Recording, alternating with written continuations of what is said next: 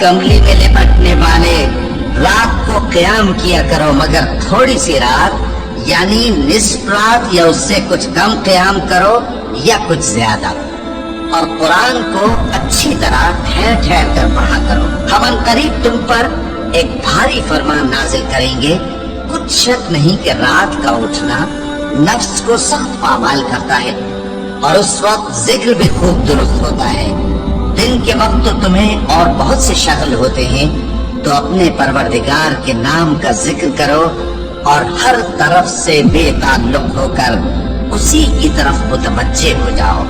वही मशरिक और मगरिब का मालिक है, उसके सिवा कोई माबूद नहीं, तो उसी को अपना कारसाज बनाओ। और जो जो दिल आजार बातें ये लोग कहते हैं उनको सहते रहो और खूबसूरती से उनसे गनारा कश रहो, और मुझे उन झुटलाने वालों से जो दौलतमंद है समझ लेने दो और उनको थोड़ी सी मोहलत दे दो।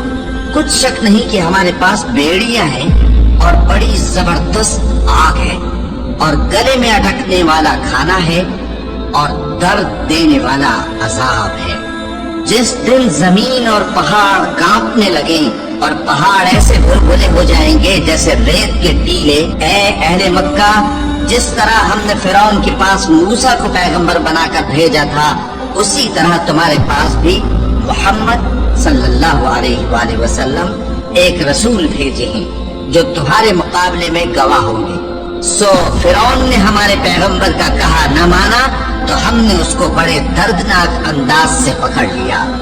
अगर तुम भी इन पैगंबर को न मानोगे तो उस दिन से किस तरह बचोगे जो बच्चों को बूढ़ा कर देगा, जिससे आसमान फट जाएगा। ये उसका वादा पूरा होकर रहेगा।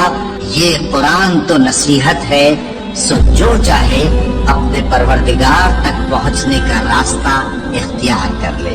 तुम्हारा परवरदिगार खूब जानता है कि तुम और तुम्हारे साथ के लोग कभी 2/3 रात के करीब और कभी आधी रात और कभी तिहाई रात क़याम किया करते हो, और अल्लाह रात और दिन का अंदाजा रखता है। उसने मालूम किया कि तुम उसको निभा न सकोगे तो उसने तुम पर मेहरबानी की। बस जितना आसानी से हो सके उतना कुरान पढ़ लिया करो। उसने जाना कि तुम में बाज बीमार भी होंगे और बाज अल्लाह के फजल यानी माश की तलाश में मुल्क में सफर करेंगे और बाज अल्लाह की राह में लड़ेंगे।